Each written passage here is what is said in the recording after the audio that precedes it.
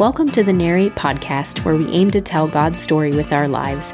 We'll be continuing to post the Sunday message each week, but we want to dive a little deeper and offer some content to supplement your life with God, and that's where our Beyond Sunday series comes in. Join Adam and Narrate staff as they provide thoughtful discussions, ideas, and interviews that go beyond the message you'll hear on Sunday. So thank you for talking about baptism.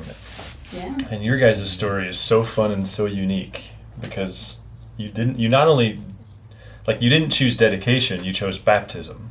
Mm-hmm. And yet that's not either one of your backgrounds. Yeah. And we're working really hard to be like, we do both and we see value for both. And finally we have some dedication energy, which I'm excited about. Nice. We have one scheduled in June. Yeah, the last couple of years, even like some like Rebecca, the Oars, Yeah, she was the last one we did. Yeah, that have people are doing it, because I feel like it used to happen a lot. Jill did dedication, I remember those videos a long time ago. But it's weird because we used to think that the videos discouraged it, but I almost think it added to it. Yeah. So I don't know. So anyway, I'm really excited. I mean, people know and love you guys, and for you to be able to tell your story. So I don't even know where you want to start, because neither one of your faith origins would involve infant baptism. Yeah. So you want to just give a snippet of your faith journeys individually? Is that doable? Yeah. Sure. You go first. I'd say not only did it not include infant baptism, it was like you don't do it. Mm-hmm. I think my dad was raised Lutheran, so they do infant baptisms, but then we were raised Baptist, and it was very not a thing. I think I got baptized when I was 8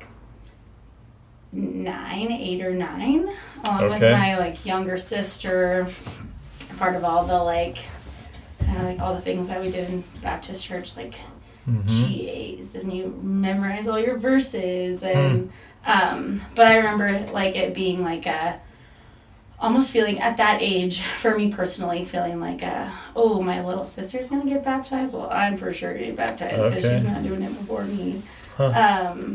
Type decisions, but all still very valid and intentional, I think, too. But then stayed in Baptist church till I was 15, and we went to non-denominational church, moved up here. Would you say, in the baptism, would you say you were connected to Christ in those years? Yeah, I think so. I was so young. It's honestly so hard to remember. Right.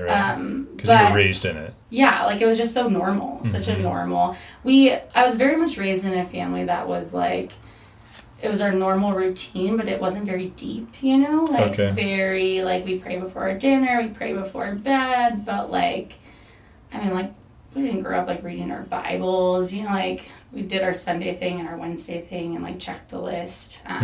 I think as I got older in, teenage years and, early college years, it definitely was a lot more connected feeling.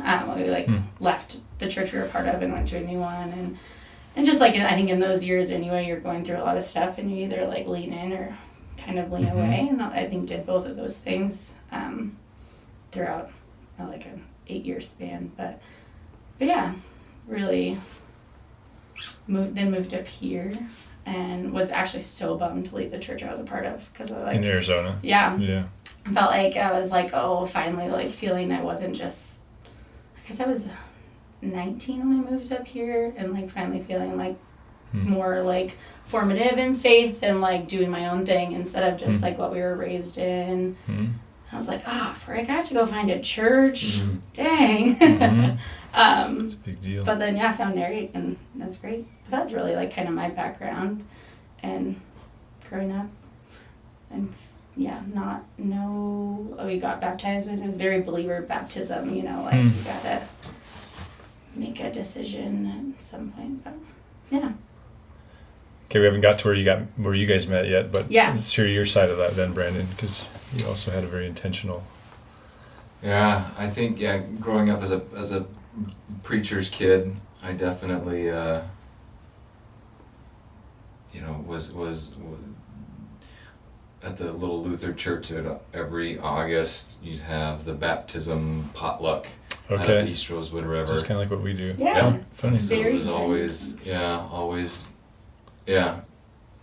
doing a similar dining and dunking. Funny. And I always kind of knew that I would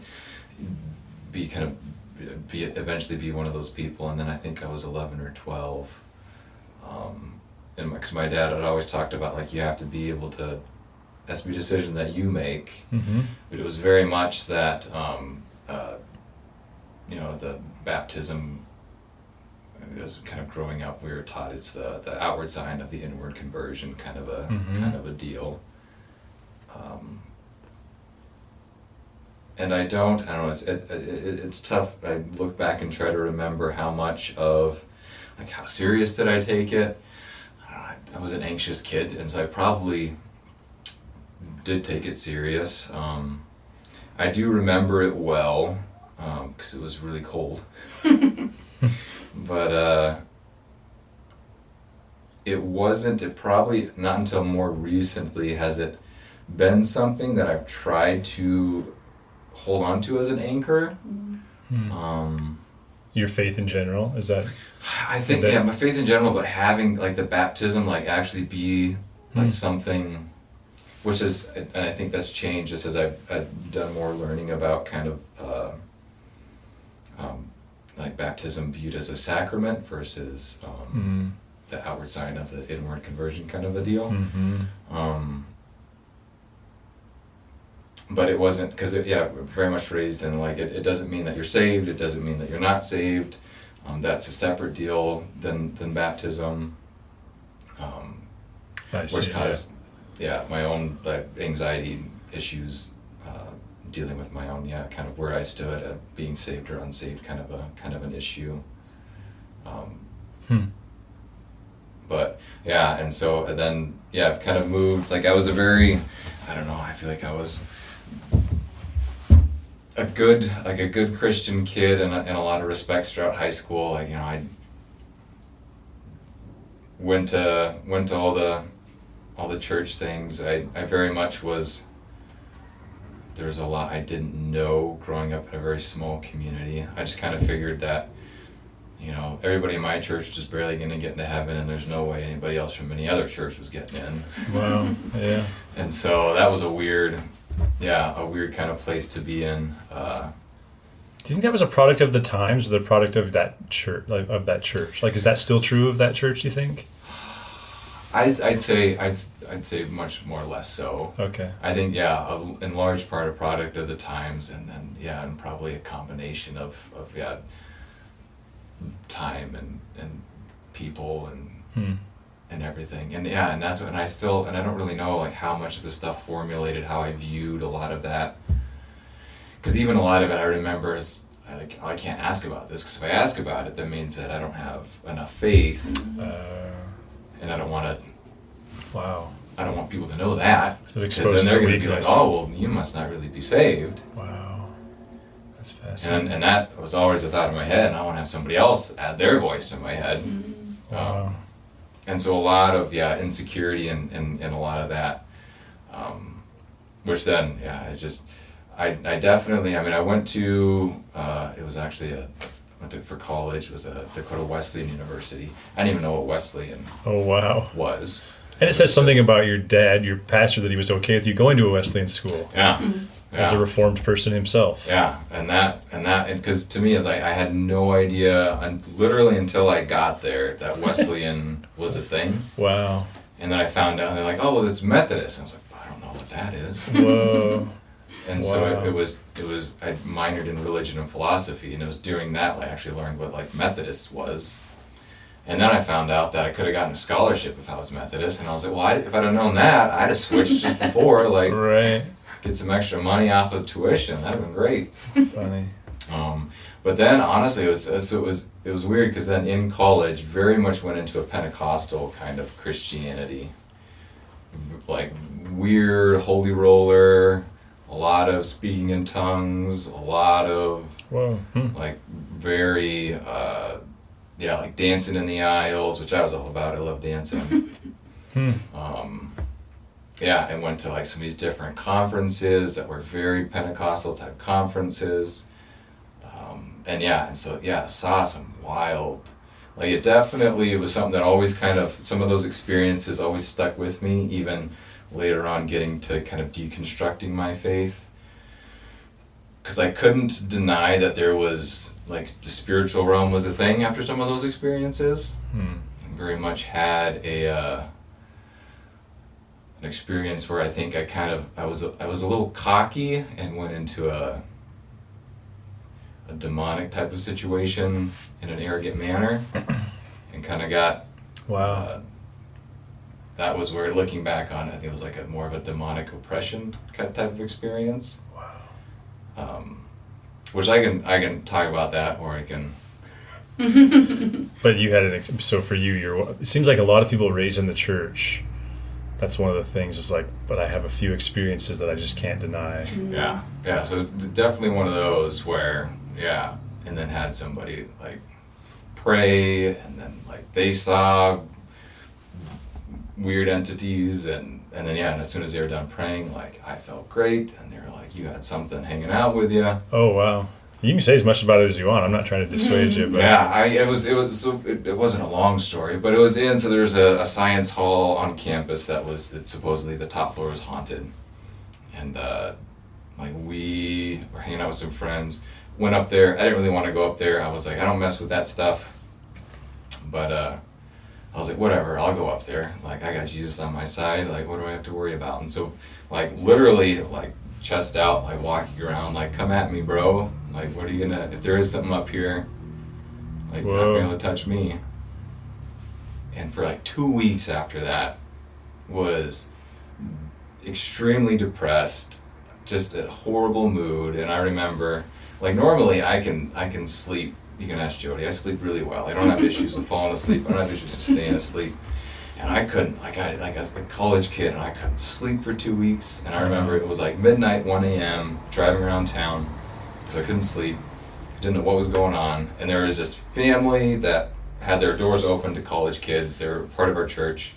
They're like, you guys can come in 24/7, doesn't matter. But they had like a room that was like their prayer room. They're like, the light will always be on.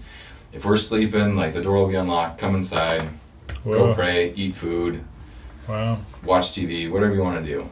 And so I was like, I'm gonna go to their house.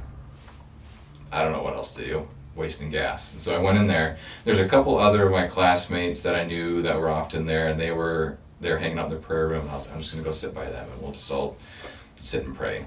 So I was sitting there, and so the gal, her name was Monica, she like was still awake.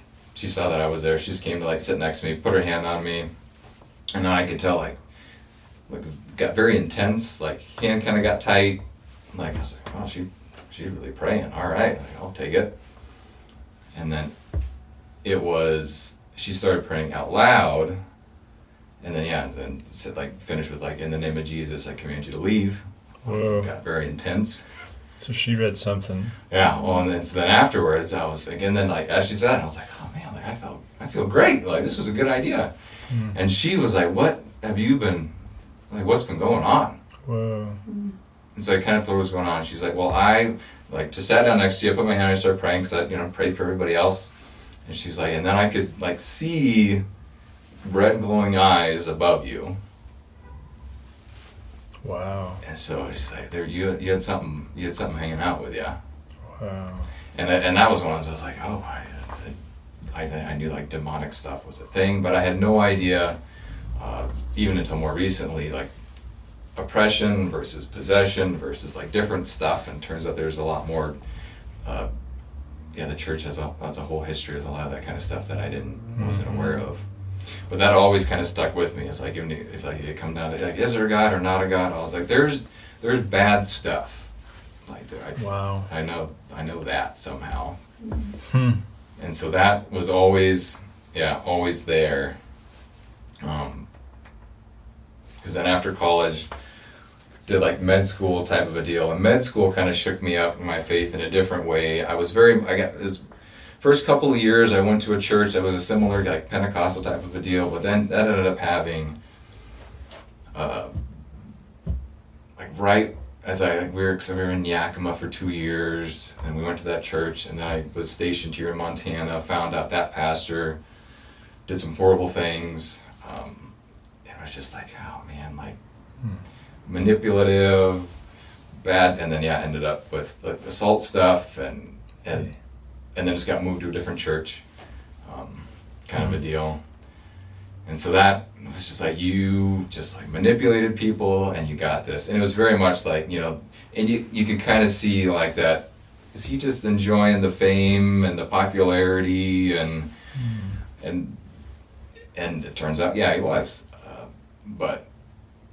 And then I was dealing with all of the, like, just like the med school training stuff and dealing with like really sick kids. And like, how, like, if there's a God, how did kids get so sick? They didn't do anything wrong. Or kid who gets, you know, beat up by a parent. Like, the person they should trust the most is the person that beats them up. And then you deal with, I just remember one gal who was a cancer, dealing with cancer, and she was in tears and was talking to her, and she felt so bad because she had this whole church praying for her, but she wasn't getting better. And she thought it was her fault. She's like, I must be sinning, or I must not be doing the right thing. And that was another one where, and so just like really struggled with, what do I believe? Why do I believe it? And that's kind of where I was, kind of dealing with a lot of that when I met Jodi. Just trying to figure out where do we even fit? I don't know, I talked for a while. We had lots of great conversations. It was awesome when we met. So where, and this will be putting words in your mouth, so don't let me, but like, the question I want to ask each of you individually, I guess, is something like, was there a time, and if so, can you name it, when there was this sense of like, I can't and I won't do life without my faith, without God? Like, was there a, because I think for someone like me who was raised more, I was kind of raised churched, but it seems like sometimes that's a more decisive point, but in your guys is like kind of working through all this denominationalism and different expressions. Have you had that point? And if so, can you name it? Well, I think like so after we got married, we moved to Missoula. We like went to a couple of churches. We're like, both kind of in a season of processing like church hurt and frustration, and so we didn't go to church like regularly for 3 years between Missoula and Kalispell. And like when we did go to church, we left frustrated. So we're like, maybe this isn't a good thing. We should just like kind of step away for a while, which like was a bad time. Turns out to step away from church in like the height of residency and like stress, like a lot of stress. But I feel like it was after that, which you had a whole experience with that, which you could talk about, but that where we were like, man, the spiritual side of our lives is very important, and like walking away from that. I think like stepping away for a while was very helpful because it helped us realize that, right? Like because we had been a part of church our whole lives. Right. And it was so normal and like such a normal part of our lives that like to step away and then realize like, oh yeah, no, it wasn't just this thing we were raised with that like we were doing because we were raised with it. And I think we like stepped back in with like full 2 feet in kind of thing, like jumped in very gung-ho and ready to go. Which Why? is also like, why did you jump in that way? Do you know? Well, you should probably speak to some of that stuff. Brandon struggled a lot in residency. Well, I think because so when I was starting my residency training when we got married, so we were in Missoula, and it was just I had a lot of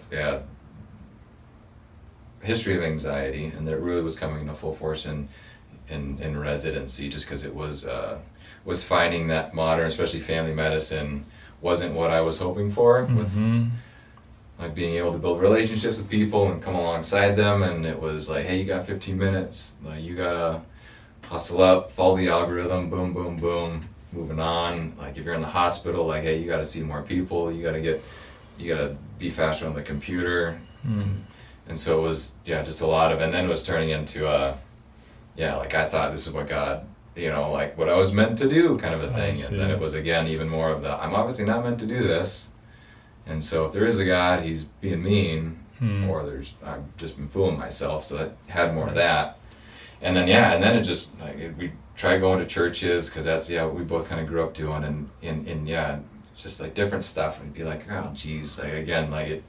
Either like a pastor who you're like, you've got your shoes are worth more than our car. Like, what do we? It's hard to feel a genuine, just listening to, even if they said something good, it'd be hard to get much out of it. And then it was hard because like just the residency work schedule oftentimes was working on Sundays, or it was they call them golden weekends. Like you get Saturday and Sunday off. And be like, I haven't had one of these in a month. Like, let's get out in the mountains. We had a lot of time to hang out, so we were. And so then it was, oftentimes we'd be either seeing family who we hadn't seen in forever, or we'd be trying to get out in the mountains because it was a long ways away from the hospital, and I was stoked about that. And so then it just kind of, like we had a very obvious, we weren't putting anything into spiritual health, spiritual life, with any sort of religious context. Were you suffering in your marriage, or were you guys fine at that point?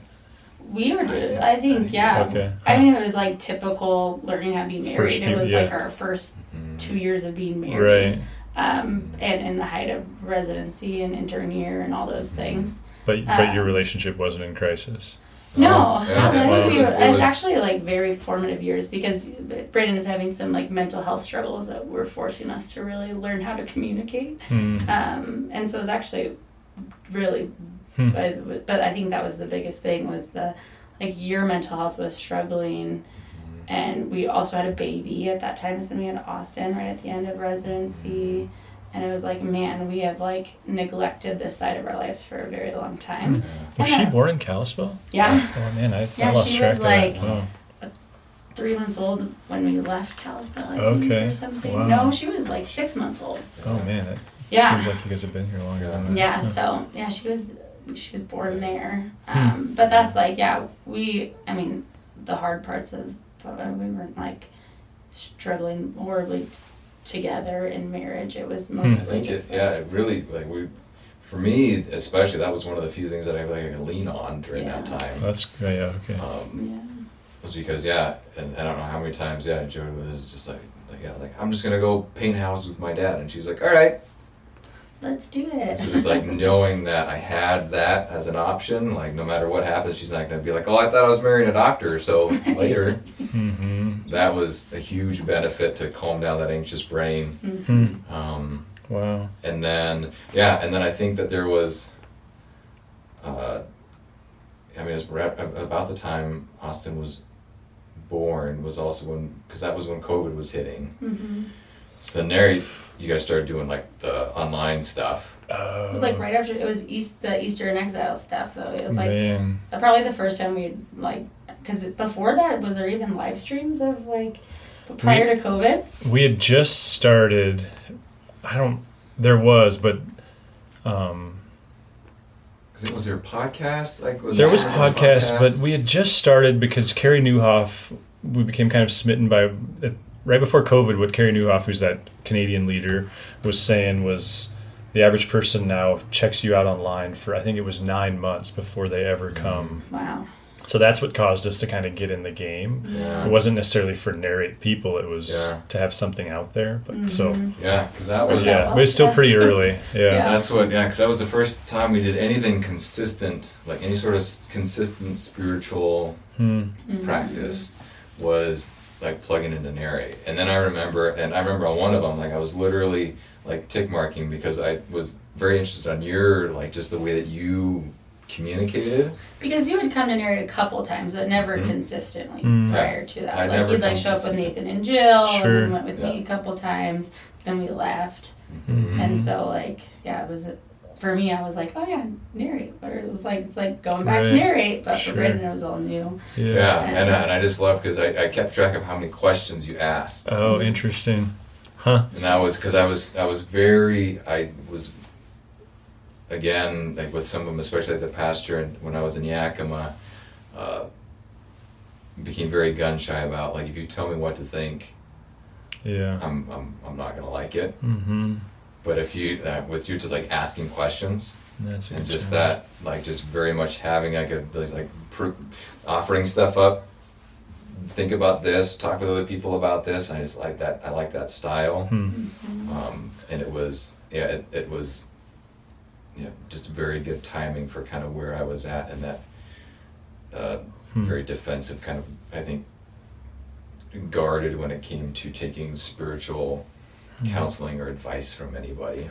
Wow. But also that was at the point where I was like, well, I know what happens when I cut this out, and I was at the point where I was suicidal. And got to do something. And I was like, wow, cutting all this out doesn't seem to be a good option. And so then it was, kind of like, well, what if we start to put more effort into this?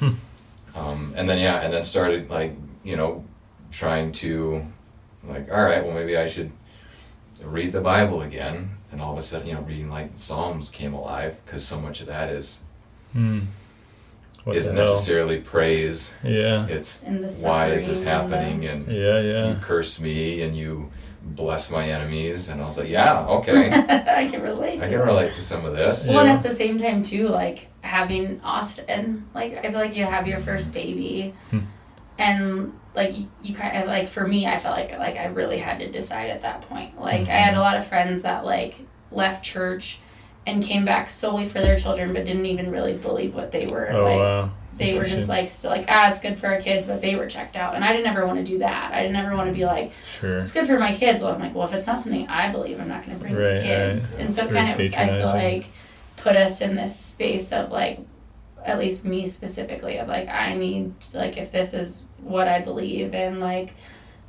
you better lean in, because now it's a whole new ballgame when you have a small child who is going to be formed by the world and the people around them, or lots of influences, and so I was like, okay, this is we gotta. And I think coming off of the experience of us being first married, and like the mental health struggles, and like the realizing like what not having like an anchoring faith does to us individually, and like how important that is, because we found out what happens without it, right? Like it's just like to have that practice and that anchor when life isn't ideal, when you're dealing with a lot of stresses and anxiety and frustrations. So it's interesting to hear how much like you guys were suffering in that season, and awesome to hear that you weren't within your marriage, because like I knew you and loved you before you knew Brandon. But also I can just say, like, objectively, when you returned in marriage, it was so obvious so quickly how much better you were and how healthier you were. Like, so it's weird. Like, I don't mean that like backhandedly, like loved and respected you a lot before Brandon, but also like you're just so much better in marriage with Brandon. Yeah. And so it kind of pushes into that there was this suffering you were sharing, but from someone who didn't know you but knew you, and you came back, and I'm like, oh man, you guys are just in such a better place. Yeah. Which gets into a lot of the Paul's like suffering theology, right? I mean, easy to say, but we talk about it a lot, of like how horrible those couple of years were, and like you would never like choose to do it, but at the same time would choose to do it, right? Like it's like though you wouldn't wish it on your worst enemy type thing. But then it's so hard to say that when it did so much for us. Like we think of like, what if our first couple of years of marriage weren't like riddled with a lot of suffering in some senses, where we didn't have to learn how to seriously check in with each other and how to seriously communicate. Otherwise, like, you know, the dire consequences of that in that season would have been really intense. So we just were forced to be a lot better humans to each other, well, and to our community, and like, it's wild. So had 80 hours a week and driving a Mercedes and all that worked for you guys. You might be in a completely, and I'm not judging the person who drives a Mercedes, but like it's interesting how different your story could be had what you thought was the dream proven to be the dream. Wow. Yeah. So then you baptize your babies. Yeah. Let's talk about that. Like, how did you get there? Well, we didn't baptize Austin until we had Maggie. Yeah, so okay. and it was like a conversation over Yeah, that's true. years. Good point. Yeah. So, and I don't think we even really talked about it until Maggie was born. Yeah. So Maggie's born in March, which is like kind of right when like the baptism conversation really starts around Narrate, right? Mhm. And I think, yeah, it was a lot of, because I had been nerding out on reading a lot of, like early church stuff and just like history of Christianity. And so that was just, I was kind of opening my eyes to first off, just a lot of different denominations and traditions and what they did with baptism and then the theology around baptism. And so I was learning a whole bunch of that. And then kind of the Narrate community also starts having these conversations about that, and so it just kind of like it percolated. And we had a fresh baby, and I mean at that point Austin was 3, like we were like felt like 3 years like kind of deep into really leaning in as a family and as individuals and like reestablishing this routine of like this is definitely what we're doing and like where we want to be and that's and as Jodi said before, she was very intentional about like we're not going to be the people who just take our kids to church because I had to go to church and so you have to as well. Like if it's going to be something like weird, it's going to be something that we know is good for them. And so I think like both of us kind of leaned in more to make sure like is this just something that we do because we do it, or is this something that we do because we should and we think it's the best way to help this brand new human being enter into the world. And I feel like the more we kind of leaned into it, the more fruits we saw from it.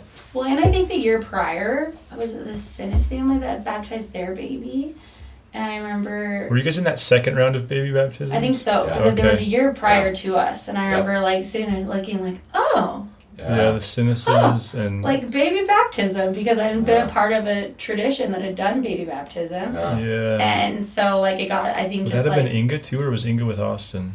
I think she was with Austin. Okay. Yeah. Anyway, sorry I interrupted, but yeah. But so that I think that kind of like sparked and then with him, like digging in and like Brandon can read 1 million books in like a month and nerding out on it, and I was like half alive, pregnant and postpartum, so we'd like have these little conversations and Brandon would go really deep and I'd be like, yes, sounds really great, I'm gonna go get some more sleep. But then like once Maggie was born, and then just the topic came up naturally at Narrate because it was getting into dine season. And then we're like, we think we want to do this. It just felt, we were like I remember weighing baby dedication versus baptism. And we just connected more with baptism, infant baptism. And I think because then like the more I was reading, and especially, again, kind of looking at that idea of like sacraments, because that was language I just didn't grow up with at all. And so it was very... just super exciting for me to read about like what does that even mean, what does that look like, and so then looking at baptism as a sacrament and looking at this like this isn't necessarily something like this isn't that you do, but something that is done to you, which again made more sense to me because it's like, well, how can a baby like choose to be baptized? And it's like, well, this isn't a work in the first place. Like baptism isn't something that you do. I listened to something he was talking about it, and it's just like it's like stepping out in front of the bus and getting smacked by it. And it's like, like you kind of did something, like you had to get in front of it, but a majority of what's happening was something that was done to you. And that's what baptism is. It's like this bus of grace that's just like coming in. You can step in front of it or not. And so then, like to me again, it kind of made more sense as to this idea of like why is it okay for an infant to be baptized when they can't make the decision? And it's like, well, as the parent, if I have an opportunity for grace to be poured into my kid, I got to take that. Like, why would I not take that? Like, I want to do everything I can to set them up for success. And then, like, reading into the history and just seeing how far back infant baptism was a thing, that was also just kind of just lends more credence to that. Like, is there any weight to this? Like, turns out a lot of people who I put a lot of stock into their teachings about different theology, they had a lot to say about it. Like, I should look into that. Yeah. And so that's, a lot of that was all kind of coming in at the same time. Yeah. And then having, like, the way it was structured with Narrate, having like the baptism like group kind of meeting together, and having like this stuff to read about and so talk fun. about. And so many good conversations. I love that it was like, we had that first year, I think the Sandos were some of their kids were getting baptized. Right. And like, just like we had like, you know, adults and young kids and then infants and such. I think the Myers, one of the Meyer boys was in on that. And then just like so many good conversations that were happening at the time. And I think one thing we really latched on to is just that like identity for our children. Like, if we live in a culture where like there's so much talk about like your identity, right? And like, people tie their identity so many things, and if we can raise our children with this rooted identity in Christ, and like how powerful that will be, and hopefully will continue to be as they grow and are like exposed to so many things, but knowing, and if we can continue to speak that over them and have this like thing we go back to of like this is your baptism, and like you are Christ, and that's your identity. You are a child of God, and like for us to be able to make that decision for them and for our family to say that like we are choosing this to like steep you in this, and I like have those when we have those conversations in the baptism meetings of like the adults that were baptized as babies of like, well, like your baptism was valid as a baby, and you choosing to lean into that is actually like a like I don't know, good sign that it stuck. Yes, like that's such an incredible thing, and that really helps because both of our families are not like don't baptize their babies, right? So when we were like telling our parents or like my siblings or people that had a lot of questions about it, and it's like, yeah, no, someday, like obviously, like they have to choose to live into it, right? Like we're not saying that like like we're not choosing this for them for their adult life. There's going to be a time where they have to decide to live into this like thing that we decided to raise them in, and but just having that powerful identity and like speaking that over them from that moment. I mean, Maggie was a couple months old at that point. Yeah, I mean, she would have been 5 or 6 months. 6 months, But Bo was still pretty little. Yeah. And Austin was 3.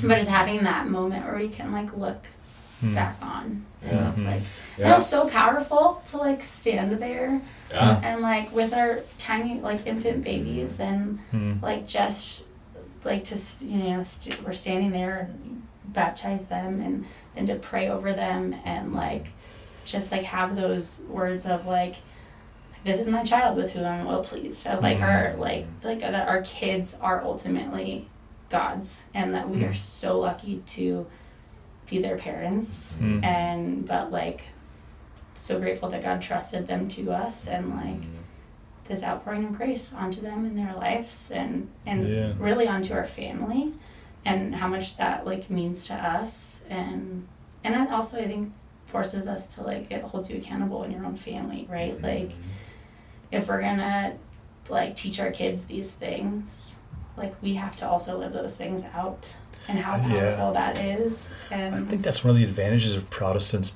baptizing their babies, and again, like dedication is great too. Yeah. But there's an accountability level of, I think if it was just we were generational deep in it, and it's not a critique of anyone, but it just seems like for those of you families doing this, there's such a higher level of like, you better mean it, and to your point, like, and you better be committed. And that's the conversation that I have with people in preparation is neither dedication or baptism really makes any sense if it doesn't come with a really high commitment to Christian community and frankly to Sunday mornings. And like, because it gets pretty, if you dare say, pretty disingenuous pretty quickly without the sacrifice of Sundays. Yeah, it feels so powerful as a family. I feel like it's just a very if I'm gonna sit here, make a decision to baptize my child, then I better freaking mean it with my chest, right? And like try and genuinely try to live that out on a day-to-day basis. Like obviously there's times where like wasn't very good of me. Sure. It's like, but it's a good just that's like where you model it's that accountability, right? Like of I made this decision and like I better mean it and live that out. And I think that if I don't, then I'm probably gonna have to answer to it someday, right? Like more for the things we don't do than we do. Like if I don't, and I love that responsibility. It's such a like just the sole like the importance of raising a child. You better freaking take it seriously, right? And so like I can't do that on my own, so I might as well lean into my community and into like that's the and I like the idea of like I hope that as our kids get older they can actually ask like, why did you baptize me when I didn't have any say over it. And what do you plan to say? Not that it won't change 150,000 times, but and I'll be like, I'll probably ask them how much time do you have, how fun and then I'll end up referencing way too many, early church fathers and. But Austin says, "Give me the 2-minute version, Dad." What do you say? Yeah, if we have access to an outpouring of grace, how would we not put our kid into that? Yeah, I like that. Yeah, the outpouring of grace and that like rooted identity. Yeah. I mean, because to me, baptism is so full of paradox, and I love your bus analogy because it's similar to that. It's like when you say, and it's an outward manifestation of an inward grace or an outward. Outward sign of an inward decision. Conversion, which would speak to like I choose God, and there's truth to that.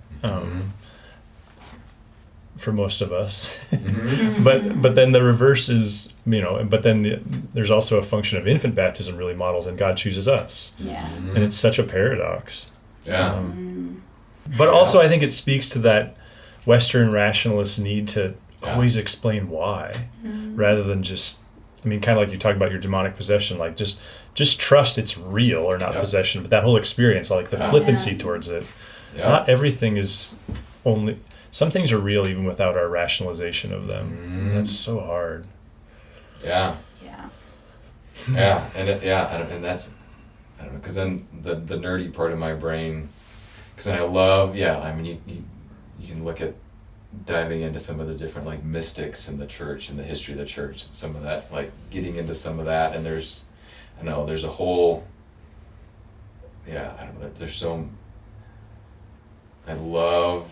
Like when I read the history of the church and these different people, it's so interesting to see like when you talked about like the 3 streams just like this past Sunday, and looking at all the different ways like that can manifest in the history of Christianity. Right. And it's, I don't know, like to me it's like there's so much gold that can be mined there that I can end up using, and so it's, I don't know,